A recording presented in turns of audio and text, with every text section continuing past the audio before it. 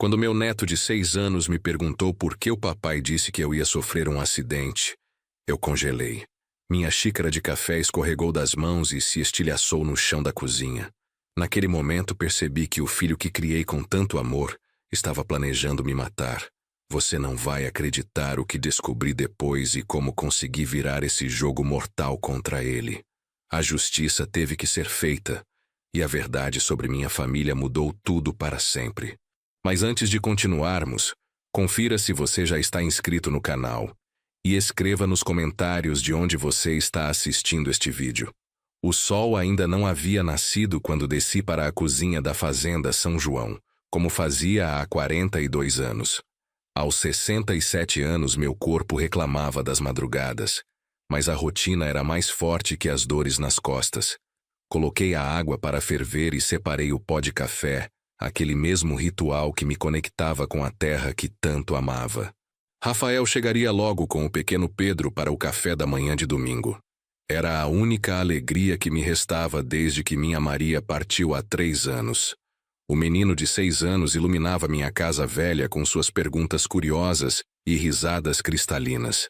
Pelo menos ele ainda gostava de vir à fazenda, diferente do pai que só aparecia quando precisava de alguma coisa. Preparei o café bem forte, do jeito que Pedro gostava de experimentar pequenos goles enquanto eu tomava minha caneca inteira. Cortei algumas fatias de queijo da nossa produção e separei o pão caseiro que a dona Conceição havia feito na sexta-feira. A vida simples do interior ainda tinha seus prazeres, mesmo com todas as preocupações que Rafael vinha me trazendo ultimamente. Escutei o barulho da caminhonete chegando no pátio. Rafael dirigia muito rápido nas estradas de terra, sempre com pressa, sempre irritado com alguma coisa. Não era mais o menino que corria pelos pastos e me ajudava a ordenhar as vacas nas manhãs de domingo. O dinheiro havia mudado meu filho de uma forma que eu ainda não conseguia aceitar completamente. Bom dia, vô. Pedro entrou correndo na cozinha, seus olhos brilhando com a alegria genuína que apenas crianças conseguem demonstrar. Rafael o seguia alguns passos atrás, mexendo no telefone como sempre, o rosto fechado numa expressão que se tornara permanente nos últimos meses. Vovô, por que o papai disse que você vai sofrer um acidente? A pergunta de Pedro saiu tão naturalmente quanto se estivesse perguntando sobre o tempo. Ele mordiscava uma fatia de queijo, balançando as pernas na cadeira alta, completamente alheio ao impacto de suas palavras. Minha xícara escorregou das mãos. O barulho da porcelana se estilhaçando no chão ecoou pela cozinha como um tiro.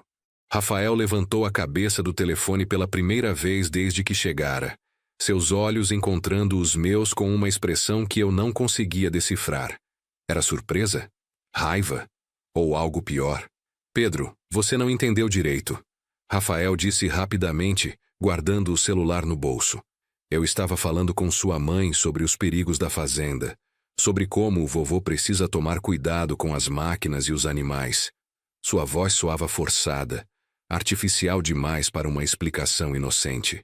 Fiquei parado no meio dos cacos de porcelana sentindo meu coração disparar no peito. 40 anos trabalhando nesta terra, conhecendo cada pedra, cada buraco, cada animal. Nunca havia me machucado seriamente. Por que Rafael estaria falando sobre acidentes justamente agora, quando vinha me pressionando tanto para assinar aqueles papéis? Mas, papai, você disse que o vovô ia sofrer um acidente logo. Pedro insistiu com a honestidade brutal das crianças. Você falou para a mamãe que aí a gente não ia precisar mais vir aqui todo domingo. O menino continuou comendo, inconsciente de que havia acabado de revelar algo que poderia mudar nossas vidas para sempre. Rafael ficou pálido como se tivesse visto um fantasma. Levantou-se bruscamente da mesa, derrubando a própria cadeira no processo. Pedro, você está misturando as coisas. Vamos embora, sua mãe está esperando para o almoço. Sua voz tremia ligeiramente, e ele evitava olhar diretamente para mim. Já, papai. Mas eu ainda não terminei meu café. Pedro protestou, apontando para a caneca que mal havia tocado. E o vovô nem contou ainda a história do boi mandacaru. O menino olhou para mim com aqueles olhos grandes e inocentes, sem entender a tensão que havia se instalado na cozinha. Minha mente trabalhava freneticamente, conectando pontos que eu havia ignorado nas últimas semanas. As insistentes visitas de Rafael com documentos para assinar, suas perguntas sobre meu testamento, a pressão constante para vender a propriedade, e agora esta conversa sobre acidentes que uma criança de 6 anos havia escutado e repetido sem filtros. Fica mais um pouco, Rafael, disse com a voz mais firme que consegui, abaixando-me para recolher os cacos de porcelana. Precisamos conversar sobre uns assuntos da fazenda. Não era verdade, mas eu precisava observar melhor o comportamento do meu filho, procurar sinais que pudessem confirmar ou descartar a suspeita terrível que havia se formado em minha mente. Rafael hesitou na porta da cozinha, claramente dividido entre fugir da situação embaraçosa e manter as aparências de normalidade. Outro dia, pai. Hoje Helena preparou um almoço especial. Ele pegou Pedro no colo de forma abrupta. Diga tchau para o vovô campeão. Depois que eles partiram, fiquei sozinho na cozinha com os cacos de porcelana e uma certeza crescente de que minha vida estava em perigo. Não era paranoia de velho. Era instinto de sobrevivência, o mesmo que me ajudara a construir um império rural a partir de um pequeno pedaço de terra herdado do meu pai. Caminhei até meu escritório, um pequeno cômodo nos fundos da casa onde guardava todos os documentos importantes da fazenda. Abri o cofre e revisei meu testamento atual. Tudo estava deixado para Rafael, como era natural. Ele era meu único filho, meu herdeiro direto. Mas agora, pela primeira vez em 67 anos, questionava se havia criado um monstro. Peguei meu telefone e liguei para a doutora Mariana, a advogada que me assessorava há 15 anos.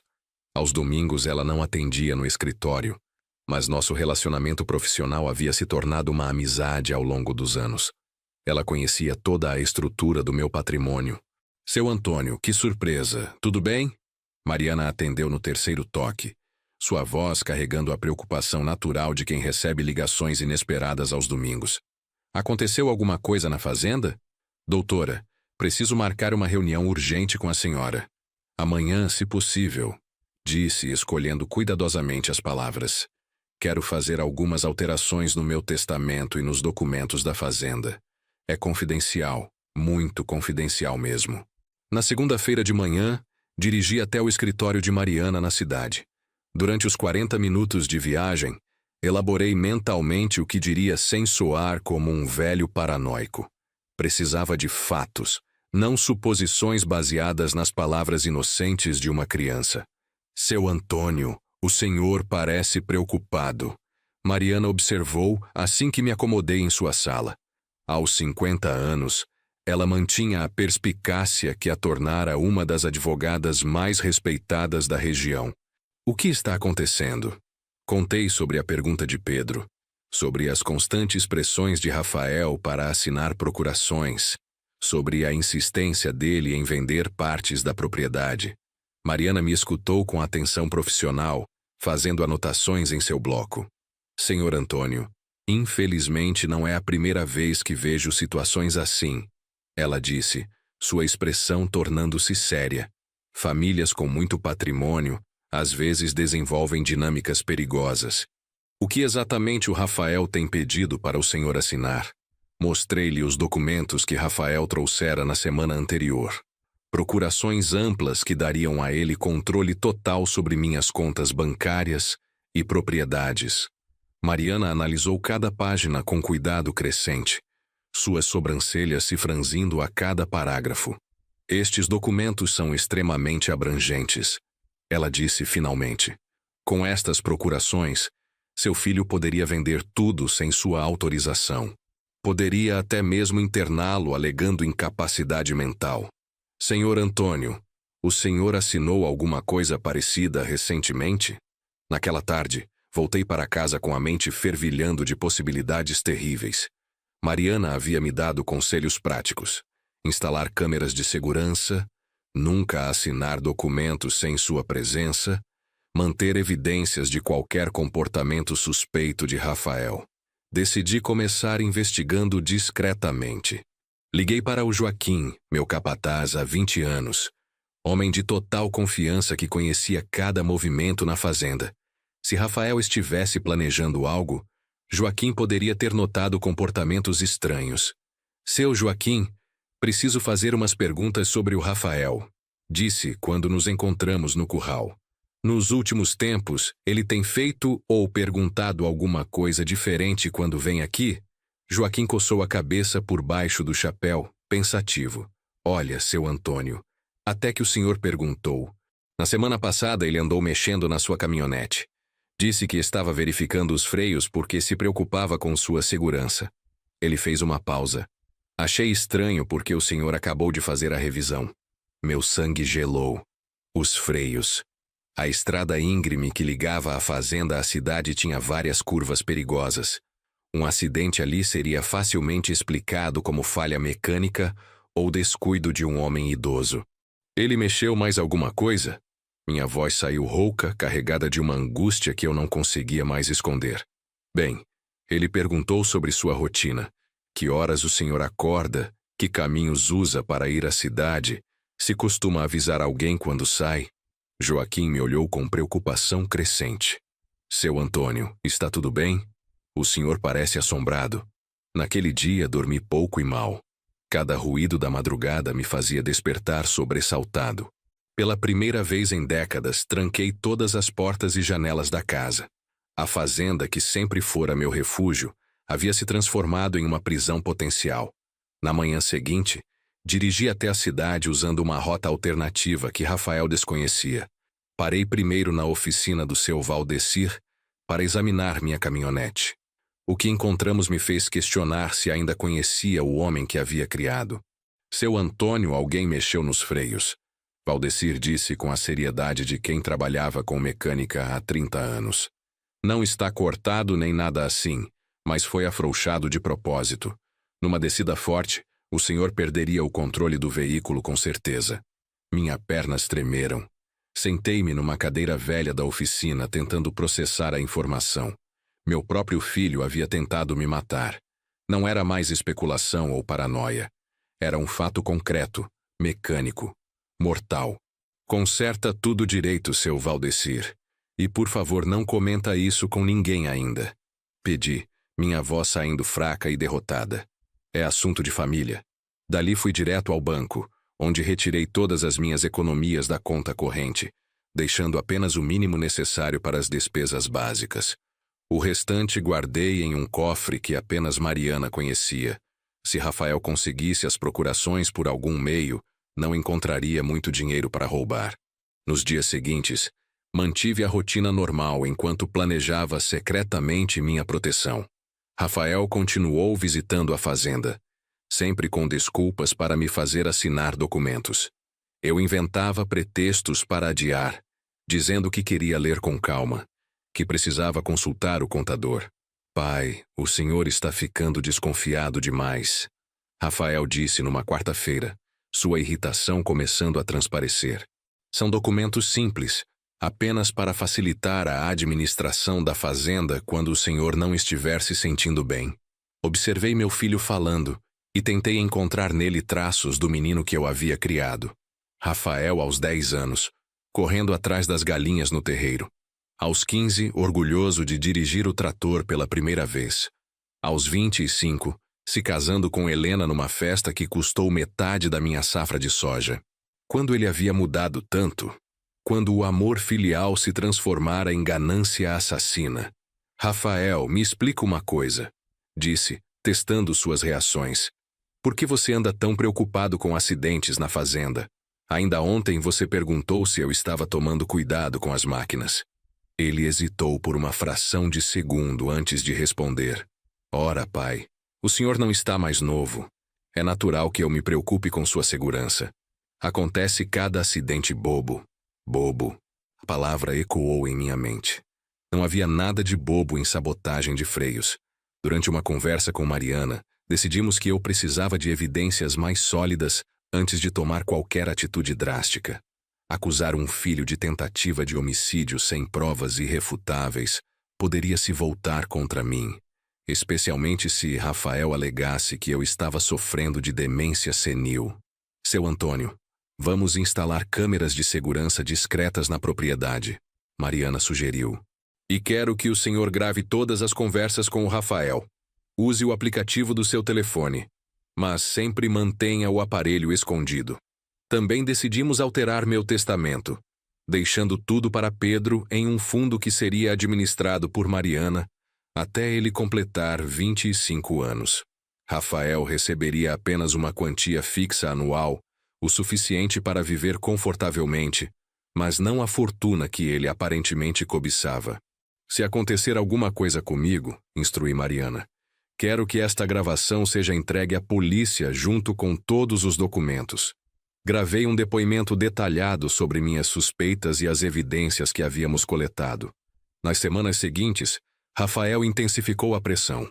Aparecia na fazenda quase todos os dias, sempre com novos argumentos sobre a importância de modernizar a administração da propriedade. Helena começou a acompanhá-lo, usando Pedro como arma emocional. Antônio, ela dizia com aquela voz doce que eu aprendera a desconfiar. Pense no futuro do seu neto. Rafael só quer garantir que tudo esteja organizado para quando você não puder mais cuidar de tudo sozinho. Uma tarde de quinta-feira, Rafael apareceu na fazenda acompanhado de um homem que eu não conhecia. Apresentou-o como Dr. Marcelo, um advogado especializado em direito sucessório que poderia ajudar a resolver toda a papelada de uma vez. Pai, trouxe o doutor Marcelo para facilitar as coisas, Rafael disse, sua ansiedade mal disfarçada. Ele trouxe todos os documentos já preenchidos. O senhor só precisa assinar. Dr. Marcelo era um homem de cerca de 40 anos, bem vestido, com uma pasta de couro que parecia cara. Falava com a segurança de quem estava acostumado a convencer pessoas idosas a assinar documentos importantes. Senhor Antônio, é um prazer conhecê-lo, disse, estendendo a mão. Rafael me contou sobre suas preocupações com a sucessão. Preparei uns documentos que vão resolver tudo de forma muito simples. Fingi interesse enquanto ele explicava as procurações e cessões de direitos. Eram ainda mais abrangentes que os documentos anteriores. Com estes papéis assinados, Rafael teria controle absoluto sobre minha vida e minha morte. Preciso ler com calma, disse pegando os documentos. Amanhã dou uma resposta definitiva. Rafael mal conseguiu esconder a irritação. Pai, o doutor Marcelo veio de Goiânia especialmente para resolver isso hoje. Não precisa complicar algo tão simples. Mas eu já havia decidido. Era hora de virar o jogo. Na manhã seguinte, liguei para Rafael pedindo que viesse à fazenda sozinho. Quero conversar com você sem a presença de estranhos, disse. É assunto de pai para filho. Ele chegou no meio da manhã, claramente nervoso. Eu havia preparado café e colocado os documentos sobre a mesa da cozinha, como se estivesse pronto para assinar tudo. Rafael, antes de eu assinar esses papéis, quero fazer uma pergunta direta. Comecei, observando atentamente suas reações. Você realmente acredita que eu vou sofrer um acidente? Ele empalideceu ligeiramente. Que pergunta estranha, pai. Por que o senhor está perguntando isso? Porque seu filho mencionou que você comentou sobre isso com Helena. E porque alguém mexeu nos freios da minha caminhonete. Deixei a informação suspensa no ar como uma bomba prestes a explodir. Rafael levantou-se bruscamente, derrubando a cadeira. O que o senhor está insinuando? Que eu sabotei seus freios? Sua voz subiu de tom, mas havia medo em seus olhos, não indignação genuína. Não estou insinuando nada. Estou afirmando. Respondi com calma. A pergunta é, por quê? Por que meu próprio filho quer me matar? O silêncio que se seguiu foi ensurdecedor. Rafael olhava para mim como se estivesse calculando suas opções. Fugir e assumir a culpa, ou continuar negando e tentar me convencer de que eu estava delirando. Pai, o senhor não entende a situação. Rafael disse finalmente, sua voz assumindo um tom quase suplicante. Não é sobre querer machucá-lo. É sobre necessidade. Preciso desse dinheiro agora, não quando o senhor morrer de velho. A frieza com que ele falou sobre minha morte futura me deixou sem ar por um momento. Era como se estivesse discutindo o preço do gado. Algo puramente financeiro, sem qualquer componente emocional. Que necessidade é essa que vale mais que a vida do seu pai? Perguntei, mantendo a voz firme apesar do coração disparado. Rafael começou a andar de um lado para o outro na cozinha como um animal enjaulado. Helena está grávida novamente. Queremos nos mudar para Goiânia, abrir um negócio próprio. Mas tudo isso requer capital, muito capital. E você acha que eu não emprestaria o dinheiro se você pedisse honestamente? Emprestar não é suficiente. Ele explodiu. Quero ter meu próprio patrimônio, não ficar dependendo da boa vontade do Senhor pelo resto da vida.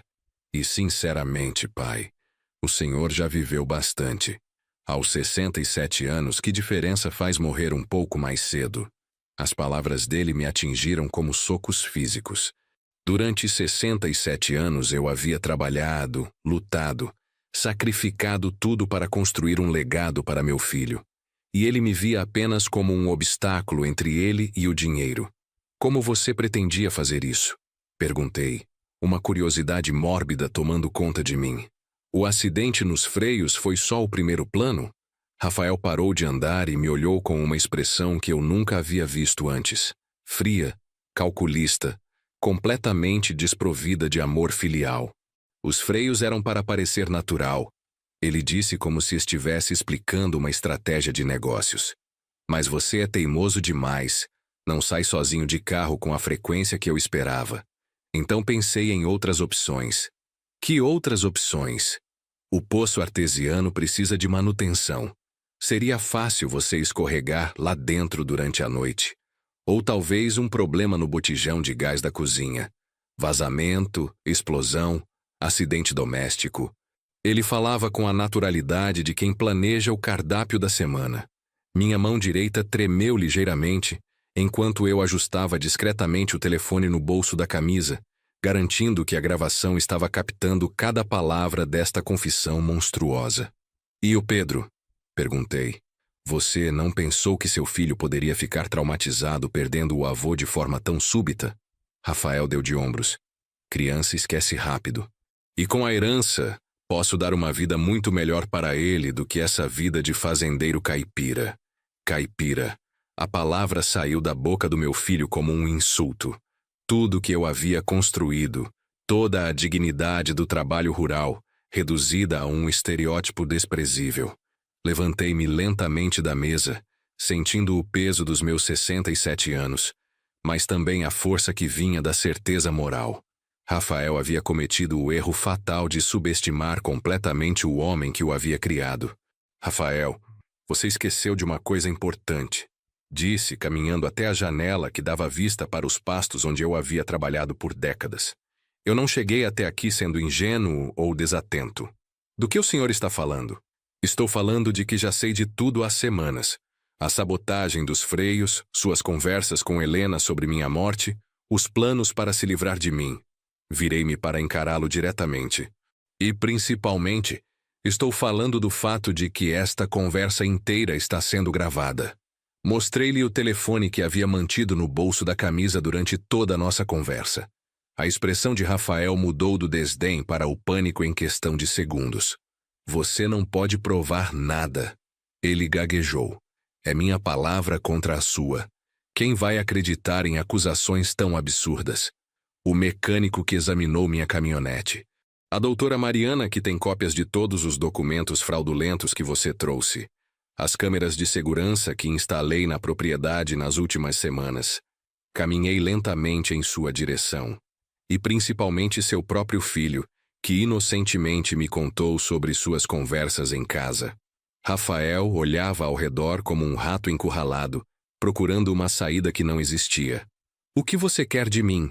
Rafael perguntou, sua arrogância finalmente dando lugar ao desespero. Dinheiro? Posso parar com tudo isso? Podemos fingir que essa conversa nunca aconteceu. Sente-se, ordenei, apontando para a cadeira que ele havia derrubado. Ele obedeceu mecanicamente, como uma criança assustada. Vou te contar exatamente o que vai acontecer a partir de agora. Peguei os documentos que estavam sobre a mesa e os rasguei lentamente, um por um. Rafael assistiu hipnotizado à destruição de seus planos. Primeiro, Você vai sair da minha casa e não vai voltar nunca mais sem ser convidado. Segundo, você vai contar para Helena que seus planos fracassaram, mas não vai dizer nada sobre esta gravação. Terceiro, você vai continuar trazendo Pedro para me visitar todos os domingos, porque ele não tem culpa de ter um pai assassino. E se eu não concordar? Então eu levo esta gravação direto para a delegacia e você explicará para um juiz por que tentou matar seu próprio pai. Minha voz não admitia negociação. Tentativa de homicídio qualificada por motivo fútil. Quantos anos você acha que pegaria? Rafael passou as mãos pelo cabelo, suando frio apesar da temperatura amena da manhã. Existe uma terceira opção, continuei. Você se comporta como um filho decente pelo resto da minha vida. E quando eu morrer naturalmente, Pedro herda tudo através de um fundo que será administrado pela doutora Mariana. Pedro vai herdar tudo?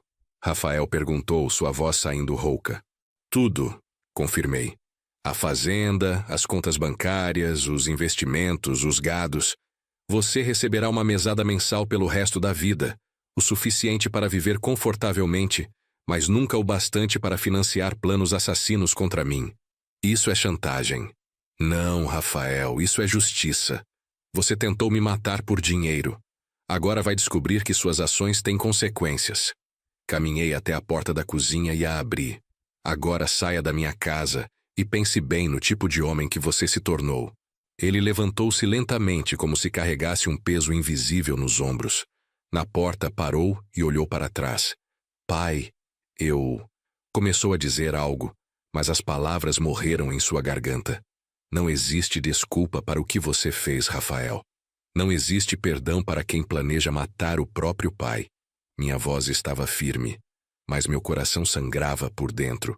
O menino que eu criei morreu. Não sei quem é este homem que está saindo da minha casa. Ele partiu sem dizer mais nada. Ouvi o barulho da caminhonete se afastando na estrada de terra, levando embora não apenas meu filho, mas também a última ilusão que eu mantinha sobre nossa família. Nos dias que se seguiram, a fazenda pareceu mais silenciosa que nunca. Eu havia vivido 3 anos de luto pela morte da Maria, mas o luto pela morte moral de um filho era diferente, mais profundo, mais devastador. Joaquim notou minha melancolia. Seu Antônio, o senhor parece abatido. Aconteceu alguma coisa com o Rafael? Aconteceu, seu Joaquim. Descobri que meu filho não é o homem que eu pensava que fosse. Não entrei em detalhes, mas confiei ao velho capataz a responsabilidade de ficar atento a qualquer movimento suspeito na propriedade. Durante a semana, mantive minha rotina normal, mas com todas as precauções que Mariana havia sugerido. Nunca saía sozinho sem avisar alguém. Sempre verificava a caminhonete antes de dirigir. Mantinha as portas trancadas durante a noite. No domingo seguinte, Rafael apareceu com Pedro, como eu havia determinado. Estava visivelmente tenso, mas mantinha as aparências na frente do menino. Helena não veio, e quando Pedro perguntou por ela, Rafael inventou uma desculpa sobre dor de cabeça. Vovô, você parece triste. Pedro observou com a sensibilidade especial das crianças. Aconteceu alguma coisa ruim? Não, meu neto. O vovô só está um pouco cansado. Menti, abraçando-o com força. Era terrível saber que aquela criança inocente era filha de um homem capaz de planejar um assassinato por dinheiro. Durante o café da manhã, Rafael mal falou comigo. Respondia apenas quando perguntado diretamente, sempre com monossílabos. Pedro, alheio à atenção, tagarelava sobre a escola, os amigos, os desenhos animados que assistia. Papai, por que você não está conversando com o vovô? Pedro perguntou em determinado momento, sua curiosidade infantil cortando através da atmosfera pesada como uma lâmina. Rafael engoliu em seco. Estou conversando sim, campeão. O papai só está um pouco preocupado com o trabalho. Sua mentira soou falsa, até para uma criança de 6 anos. Mas você trabalha com computador, não é, papai? Por que está preocupado com a fazenda do vovô? Pedro balançava as pernas na cadeira alta, mordiscando um pedaço de queijo com a despreocupação típica de quem não compreende as complexidades do mundo adulto. Rafael me lançou um olhar desesperado, como se esperasse que eu o salvasse da pergunta embaraçosa, mas eu não tinha intenção de tornar as coisas mais fáceis para um homem que havia planejado minha morte. Seu pai está aprendendo sobre responsabilidade, Pedro, disse calmamente, meus olhos fixos no rosto de Rafael. Às vezes, as pessoas fazem escolhas que têm consequências que elas não esperavam. Após Rafael e Pedro partirem, liguei para Mariana para atualizar nossa estratégia. A confissão gravada era uma evidência poderosa, mas eu precisava pensar no futuro de Pedro e na estabilidade da família que restava. Doutor Mariana, preciso que prepare uma versão mais detalhada do testamento, disse durante nossa conversa telefônica. Quero estabelecer regras muito específicas sobre como Rafael pode ter acesso ao neto. Seu Antônio, o senhor está pensando em processar o Rafael criminalmente? Ela perguntou, sua preocupação evidente na voz. Ainda não decidi. Por enquanto quero que ele sinta o peso das consequências sem destruir completamente a vida do Pedro. Mas preciso de garantias de que meu neto estará protegido financeiramente e emocionalmente. Elaboramos um plano complexo. O fundo que Pedro herdaria teria cláusulas específicas sobre educação, moradia e cuidados médicos. Rafael receberia uma quantia mensal suficiente para viver dignamente, mas perderia tudo se tentasse questionar o testamento ou interferir na administração do fundo. Vou incluir também uma cláusula sobre visitação. Mariana sugeriu. Se o senhor suspeitar de qualquer comportamento prejudicial do Rafael em relação ao Pedro, o fundo pode assumir a guarda legal da criança. Era uma medida extrema, mas necessária. Eu havia criado um filho capaz de planejar assassinato por dinheiro. Não podia arriscar que Pedro crescesse sob influência tóxica semelhante. Durante a semana seguinte, contratei discretamente um detetive particular para investigar as atividades de Rafael. Queria saber exatamente qual era sua situação financeira real e se existiam outras pessoas envolvidas em seus planos. O relatório que recebi foi revelador e perturbador. Rafael tinha dívidas muito maiores do que eu imaginava. Havia contraído empréstimos usando a expectativa de herança como garantia. Devia dinheiro a agiotas, tinha cartões de crédito estourados e estava sendo processado por 2 fornecedores. Mais grave ainda, o detetive descobriu que Rafael havia consultado 3 advogados diferentes sobre processos de interdição por incapacidade mental. Aparentemente, se o plano do acidente falhasse, ele pretendia me declarar incompetente e assumir controle legal de todos os meus bens. Ele até mesmo consultou um médico geriatra sobre sintomas de demência senil. O detetive relatou por telefone. Estava coletando informações sobre como forjar evidências de declínio mental progressivo. A frieza calculista do plano me deixou nauseado. Rafael não havia apenas contemplado minha morte física, mas também minha morte civil através da interdição forçada. Naquela noite, sozinho na fazenda, olhei para as fotos de família espalhadas pela casa. Rafael criança, sorrindo nos meus ombros durante uma festa junina. Rafael adolescente, orgulhoso ao lado do primeiro bezerro que havia nascido sob seus cuidados. Rafael jovem adulto, me abraçando no dia de sua formatura. Em que momento esse menino carinhoso se transformara num predador impiedoso? Decidi testar os limites da ganância de Rafael. Na quinta-feira seguinte, liguei para ele fingindo uma situação de emergência médica. Rafael, preciso que você venha aqui urgente, disse com a voz trêmula, simulando fraqueza. Estou me sentindo muito mal, com dores no peito. Acho que pode ser o coração. Ele chegou em tempo recorde, mas sua preocupação parecia genuína demais para ser fingida. Por um momento, pensei que talvez ainda restasse alguma humanidade no homem que ele se tornara. Pai, o senhor já tomou algum remédio? Quer que eu chame uma ambulância? Rafael estava visivelmente agitado, verificando meu pulso, olhando a cor das minhas unhas como havia aprendido num curso de primeiros socorros anos atrás. Não chame ambulância ainda, disse, observando suas reações cuidadosamente. Só quero que você fique aqui um pouco, caso eu precise ir para o hospital. Durante as 2 horas seguintes, Rafael demonstrou cuidado e atenção que eu não via há anos. Preparou chá, Verificou minha pressão com o aparelho que eu mantinha no quarto, até mesmo sugeriu que eu descansasse enquanto ele cuidava de alguns afazeres da fazenda. Era desconcertante. Como o mesmo homem podia ser simultaneamente um filho cuidadoso e um assassino em potencial? A resposta veio quando ele pensou que eu estava dormindo. Escutei-o telefonando para Helena desde a sala de estar. Helena, acho que ele realmente está passando mal. Rafael dizia ao telefone, sua voz baixa, mas audível do meu quarto. Pode ser que não precise do nosso plano original. Talvez a natureza resolva nossos problemas sozinha. Meu sangue gelou. Mesmo quando demonstrava cuidado paternal, ele estava calculando como minha possível morte natural poderia beneficiá-lo. Não vou fazer nada para acelerar, continuou ele. Mas se ele tiver um infarto de verdade, nossos problemas financeiros estarão resolvidos. E melhor ainda, não teremos que lidar com aquela ameaça de gravação que ele disse ter. A conversa continuou por mais alguns minutos, com Rafael discutindo friamente as vantagens da minha morte natural versus os riscos de um plano mais ativo.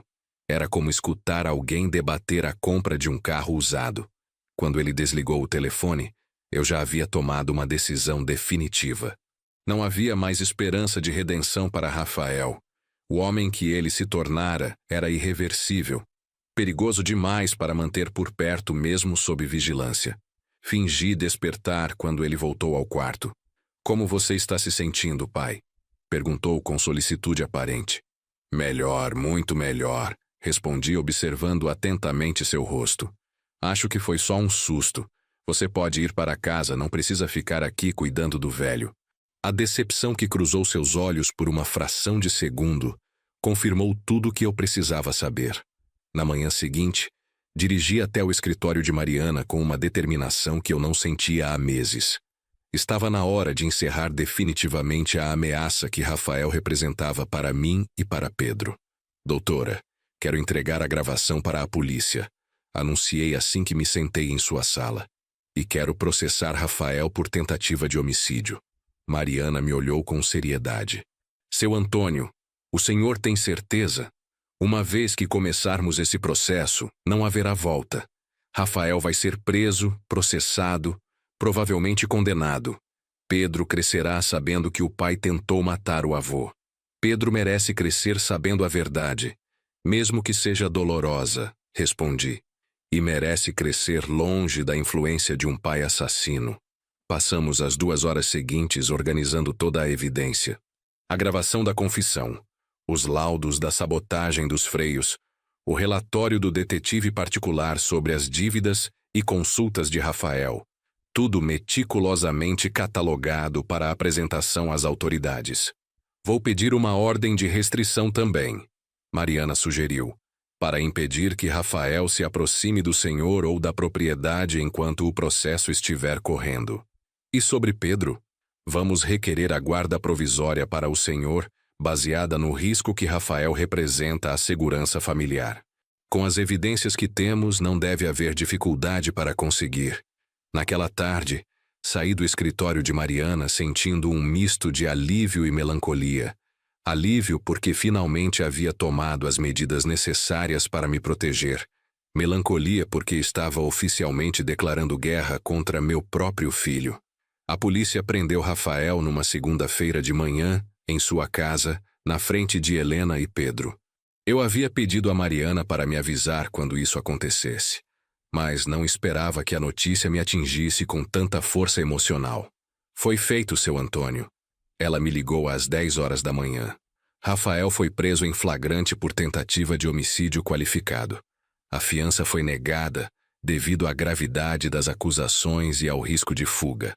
Sentei-me pesadamente na cadeira da cozinha, olhando para a mesa onde tantas vezes havíamos tomado café juntos nos domingos. Era difícil conciliar a imagem do homem algemado com a lembrança do menino que corria pelos pastos da fazenda. E Pedro? Perguntei. Helena está desesperada. Ela quer conversar com o senhor. Está disposta a concordar com qualquer coisa para não perder a custódia do filho. Mariana fez uma pausa. Senhor Antônio, acho que ela realmente não sabia da extensão dos planos do Rafael. Isso me deu uma centelha de esperança. Se Helena fosse genuinamente inocente, talvez pudéssemos encontrar uma forma de proteger Pedro, sem destruir completamente sua família. Marque uma reunião com ela para amanhã, decidi. Mas em seu escritório, com você presente. Não quero mais reuniões privadas com ninguém da família do Rafael.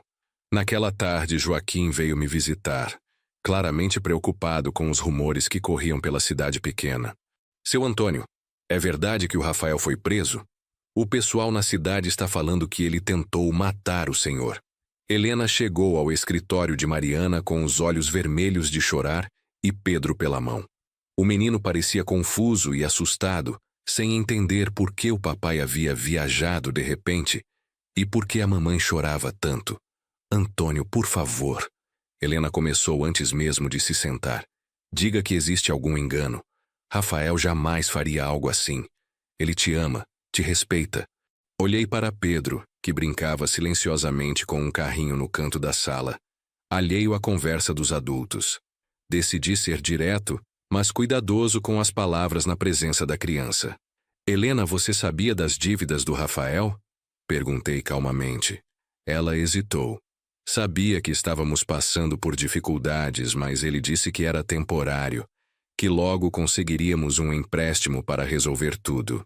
Um empréstimo baseado em quê? Na expectativa da minha herança? O silêncio dela foi eloquente. Helena, interviu Mariana. Precisamos falar abertamente. Seu marido confessou ter planejado a morte do sogro para acelerar a herança. Temos gravações, evidências físicas, um caso sólido. Helena desmoronou. Eu sabia que ele estava desesperado com as dívidas, mas pensava que estava falando por frustração, sabe? Aqueles comentários sobre acidente, sobre você ser teimoso. Pensei que fosse apenas desabafo. E os planos de mudança para Goiânia. O negócio próprio? Eram reais, mas eu achava que conseguiríamos um financiamento normal. Nunca imaginei. Ela olhou para Pedro e baixou a voz. Nunca imaginei que ele fosse capaz disso. Helena, vou ser claro com você, disse, escolhendo cuidadosamente as palavras. Pedro é meu neto e eu o amo mais que a própria vida. Não vou permitir que ele cresça visitando o pai na prisão, ouvindo conversas sobre tentativa de homicídio. Ela começou a chorar novamente. Você quer tirar meu filho de mim? Não necessariamente. Quero protegê-lo. E isso significa que algumas coisas vão ter que mudar drasticamente na vida de vocês. Mariana abriu uma pasta com documentos que havíamos preparado. Helena, estamos propondo um acordo. Você mantém a custódia do Pedro, mas sob algumas condições específicas. Expliquei as condições. Helena e Pedro se mudariam para uma casa que eu compraria na cidade, perto da fazenda. Pedro estudaria numa escola particular que eu pagaria.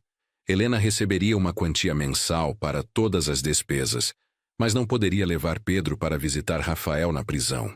E, mais importante, acrescentei, Pedro passará todos os fins de semana comigo na fazenda.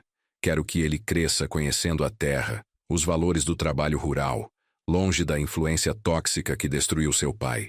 Helena absorveu as condições em silêncio, ocasionalmente olhando para Pedro, que continuava brincando, inconsciente de que seu futuro estava sendo decidido naquela sala. Se eu concordar, ela perguntou finalmente, Rafael não poderá ver o filho nunca mais.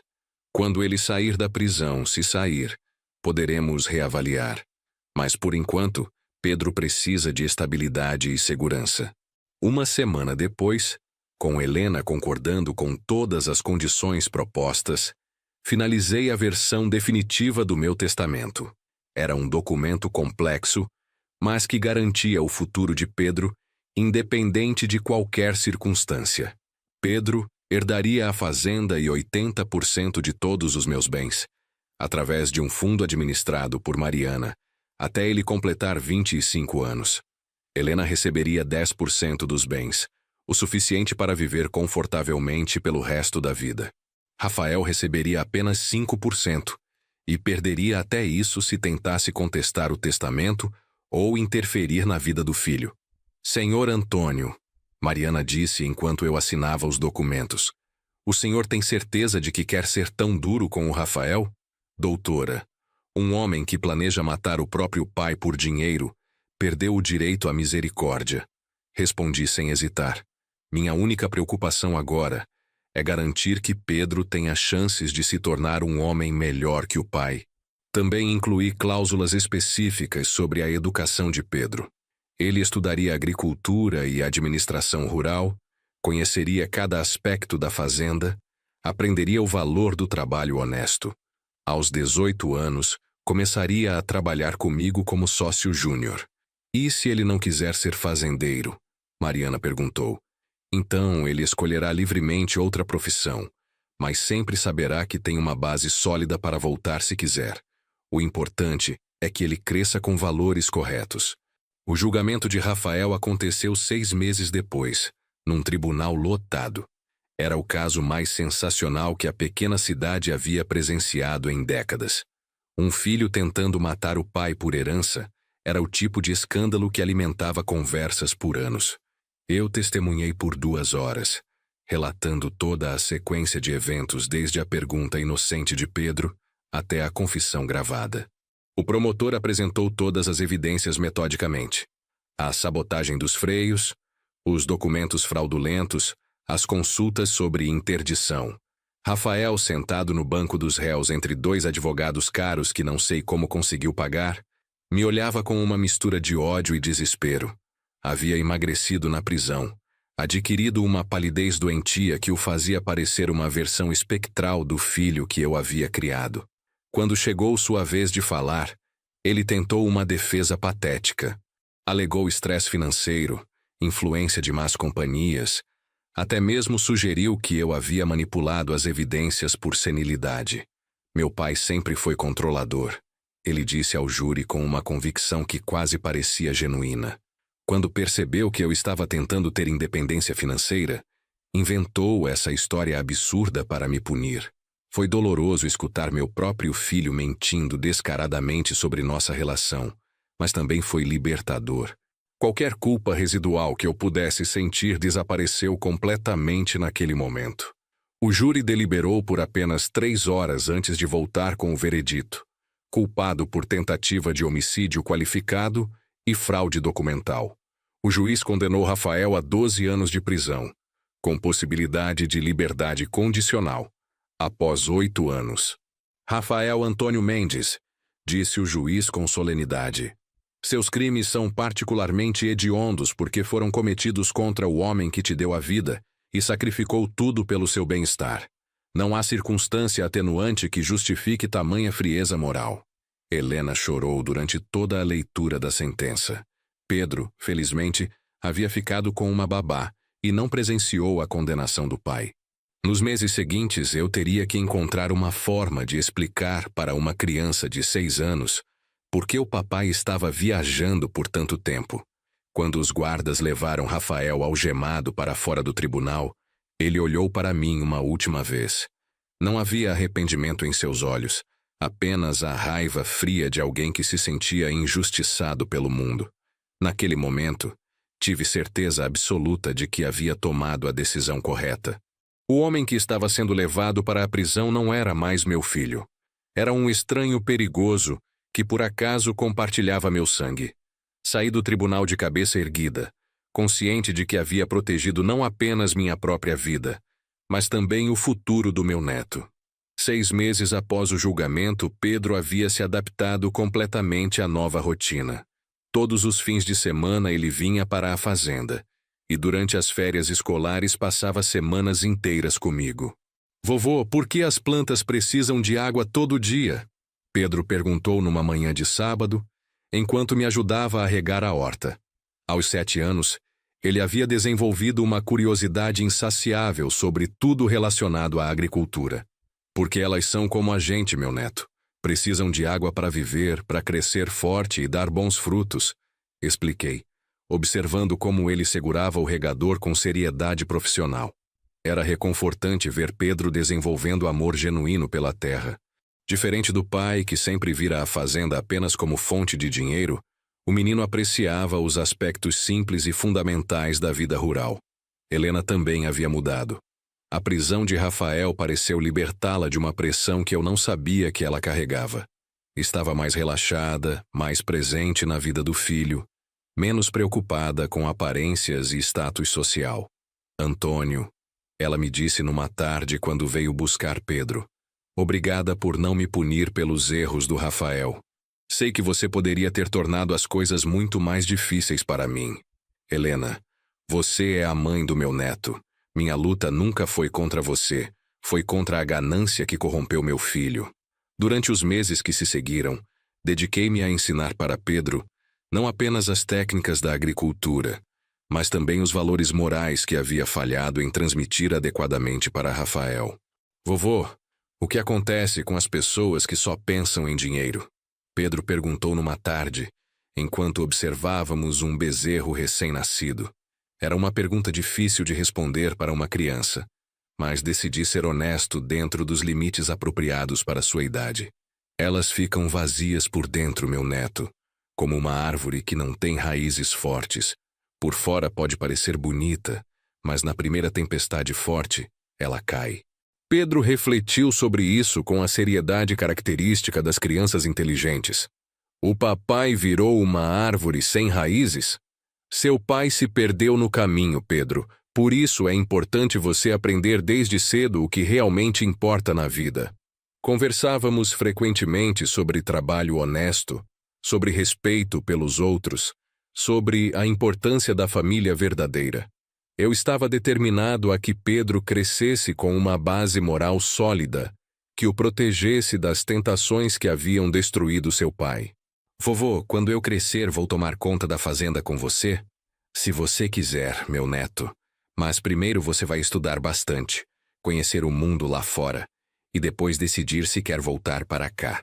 2 anos após o julgamento, recebi uma visita inesperada. Joaquim veio me avisar que havia um homem na porteira, dizendo que era advogado de Rafael e precisava falar comigo. Doutor, Silva era um advogado jovem, provavelmente recém-formado, com a confiança artificial de quem ainda não havia aprendido que nem todos os casos têm solução legal. Senhor Mendes, ele começou assim que se acomodou na minha sala. Venho em nome do seu filho Rafael, que está se comportando exemplarmente na prisão e demonstrando sincero arrependimento. E o que isso tem a ver comigo? Ele gostaria de uma reconciliação familiar. Está disposto a pedir desculpas formalmente e aceitar qualquer condição que o senhor impuser para restabelecer o relacionamento. Estudei o jovem advogado por um longo momento. Doutor Silva, quanto meu filho está pagando pelos seus serviços? Bem, na verdade ele não está pagando nada ainda. Mas chegamos a um acordo sobre honorários baseados no sucesso da reconciliação. Sorri tristemente. Ou seja, Rafael prometeu pagá-lo com o dinheiro que espera receber de mim, se conseguir me convencer a perdoá-lo. O advogado corou ligeiramente. Senhor Mendes, acredito sinceramente que seu filho mudou. Doutor Silva, meu filho tentou me matar por dinheiro. Sabotou minha caminhonete, planejou outros acidentes e, quando foi pego, tentou me declarar incompetente mentalmente. Que parte disso sugere capacidade de mudança genuína? Senhor Mendes, o advogado insistiu, todos merecem uma segunda chance. Rafael está genuinamente arrependido. Levantei-me e caminhei até a janela que dava vista para os pastos onde Pedro brincava com os cachorros da fazenda. Aos 9 anos, ele estava se tornando um menino confiante e feliz, livre da influência tóxica que quase havia destruído nossa família. Doutor Silva, vou lhe explicar algo sobre arrependimento verdadeiro, disse sem me virar. Quando alguém se arrepende genuinamente, não manda intermediários negociar perdão, assume as consequências dos próprios atos e trabalha para reconstruir a confiança através de ações, não palavras. Voltei para minha cadeira e olhei diretamente para o jovem advogado. Meu filho está na prisão há 2 anos e nunca me escreveu uma carta sequer. Nunca pediu perdão diretamente. A primeira iniciativa dele é mandar um advogado negociar benefícios financeiros. Isso não é arrependimento. É estratégia. O advogado tentou mais alguns argumentos, Mas eu já havia tomado minha decisão final anos atrás. Rafael havia queimado todas as pontes quando escolheu a ganância sobre o amor filial. Doutor Silva, transmita uma mensagem para meu filho, disse quando o acompanhei até a porta. Ele pode cumprir sua pena completa e tentar reconstruir sua vida depois, mas nunca mais será bem-vindo nesta fazenda. Pedro é minha família agora. 3 anos se passaram desde que tomei a decisão final de cortar definitivamente os vínculos com Rafael. Pedro, agora com 12 anos, havia se tornado um jovem exemplar, interessado em agricultura sustentável e tecnologias rurais. Vovô, na escola de agricultura estão ensinando sobre métodos de irrigação por gotejamento. Ele me contou numa tarde de domingo, seus olhos brilhando com entusiasmo. Podemos tentar implementar aqui na fazenda? Observei meu neto explicar animadamente as vantagens da nova tecnologia e senti um orgulho que nunca havia experimentado com Rafael. Este menino amava a terra pelo que ela representava, não pelo dinheiro que poderia gerar. Helena também havia encontrado seu lugar nesta nova configuração familiar. Trabalhava meio período numa escola da cidade e dedicava as tardes a cuidar de Pedro e manter nossa casa funcionando harmoniosamente. Antônio, ela me disse numa ocasião, às vezes me pergunto como as coisas poderiam ter sido diferentes se Rafael tivesse crescido com os valores que você está ensinando para Pedro. Não adianta especular sobre o passado, Helena. O importante é que Pedro está crescendo do jeito certo. Meu testamento permanecia inalterado. Pedro herdaria tudo e seria preparado adequadamente para administrar o patrimônio. Aos 12 anos, ele já sabia mais sobre agricultura sustentável que Rafael jamais havia se interessado em aprender. Na manhã do meu 70º aniversário, acordei pensando em como a vida pode tomar rumos inesperados. 3 anos atrás, eu era um homem solitário, explorado financeiramente pelo próprio filho, vivendo sob ameaça constante de morte. Hoje tinha uma família real novamente. Pedro havia se tornado não apenas meu neto, mas meu sucessor preparado e digno. Helena era a nora que eu sempre desejei ter, e a fazenda São João estava prosperando sob nossa administração conjunta. Durante o café da manhã, Pedro me entregou um presente que havia feito na escola. Um álbum de fotos documentando todos os projetos que havíamos desenvolvido juntos na fazenda ao longo dos anos. Vovô, o senhor me ensinou que família não é só quem tem o mesmo sangue, mas quem ama e respeita de verdade, ele disse, abraçando-me com a força de seus 12 anos. Olhei ao redor da cozinha onde tudo havia começado, onde a pergunta inocente de uma criança havia revelado a verdade sobre meu filho. Se Pedro não tivesse falado sobre os comentários de Rafael, eu provavelmente estaria morto há 3 anos, vítima de um acidente cuidadosamente planejado. A justiça nem sempre vem dos tribunais. Às vezes ela vem do tempo, que revela o caráter verdadeiro das pessoas e nos dá a oportunidade de proteger o que realmente importa. Rafael cumpriria mais 5 anos de prisão. Quando saísse, encontraria um mundo onde não teria mais poder sobre minha vida ou sobre o futuro do filho dele. Pedro seria um jovem adulto educado e preparado, imune às manipulações que haviam corrompido seu pai.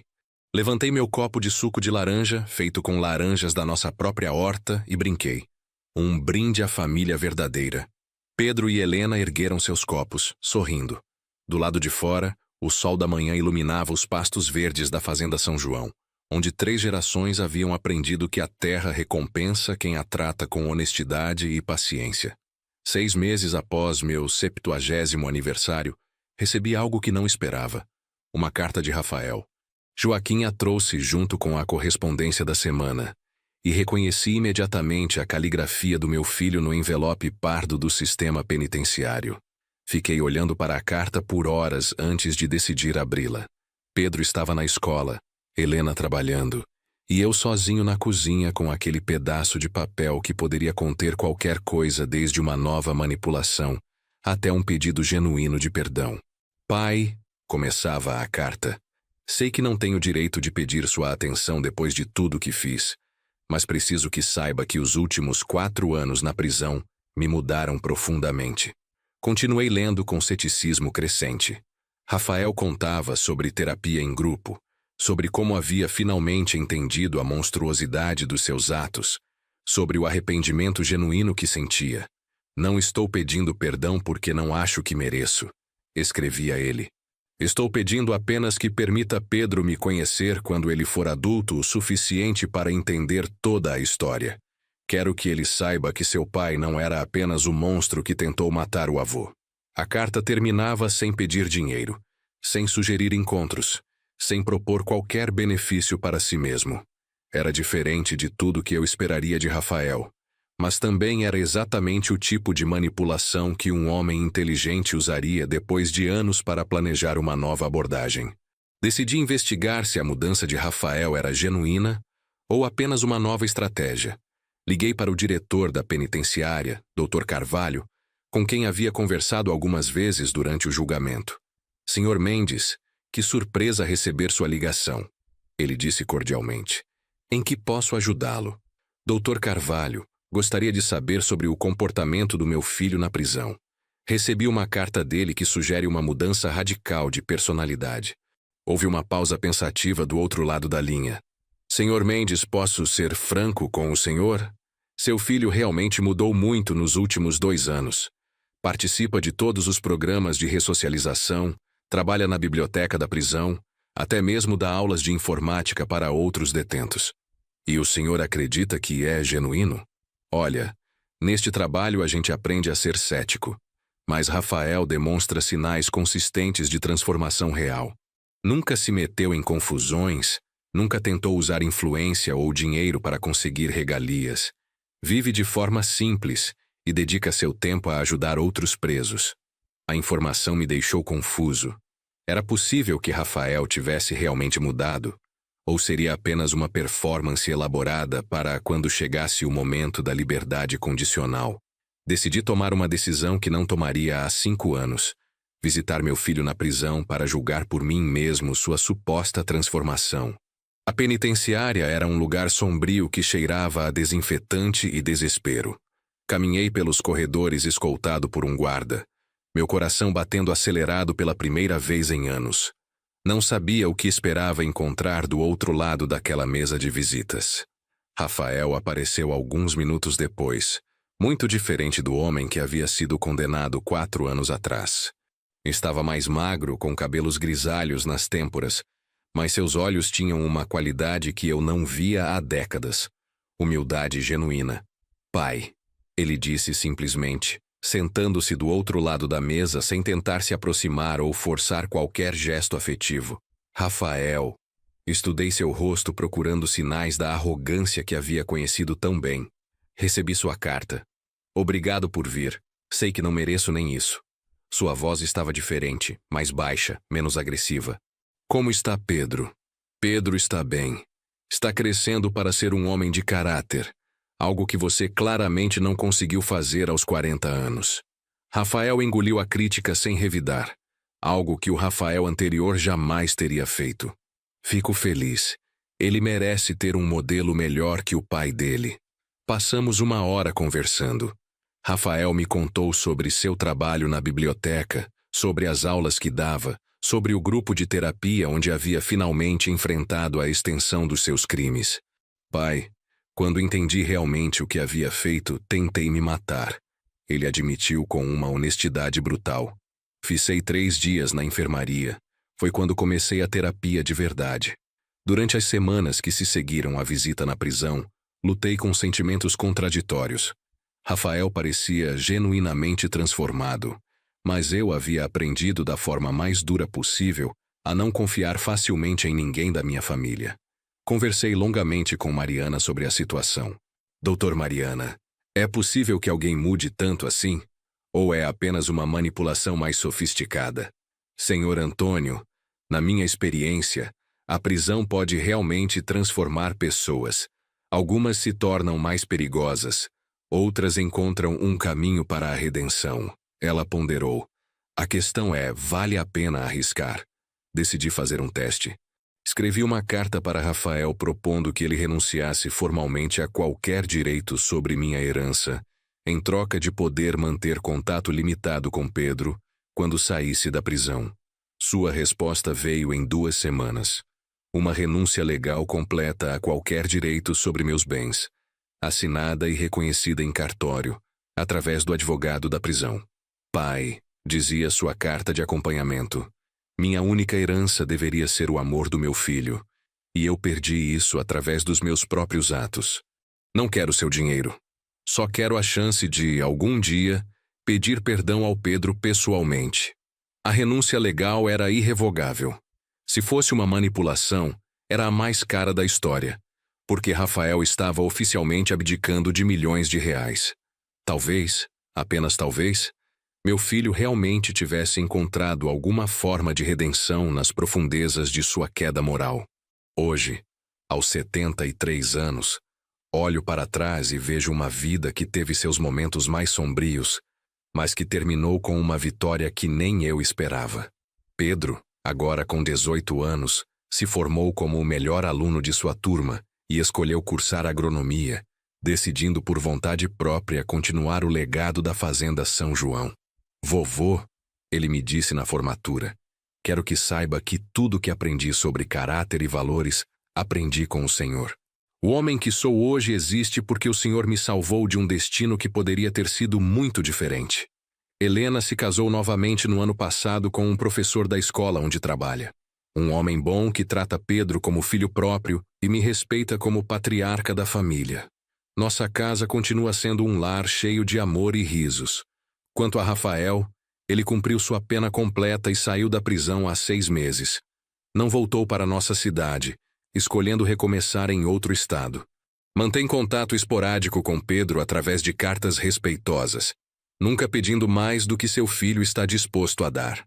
Pedro, maduro além de seus 18 anos, decidiu conhecer o pai quando completar 21 anos.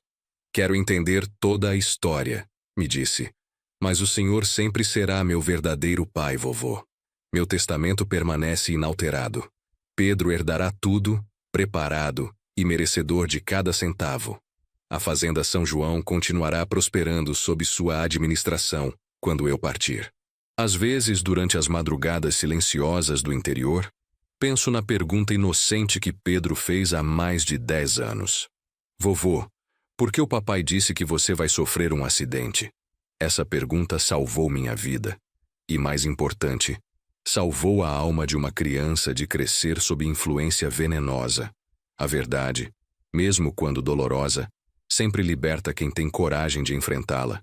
Se você gostou desta história, curta este vídeo, se inscreva no canal e compartilhe suas impressões nos comentários. Para ouvir a próxima história, clique no vídeo sugerido.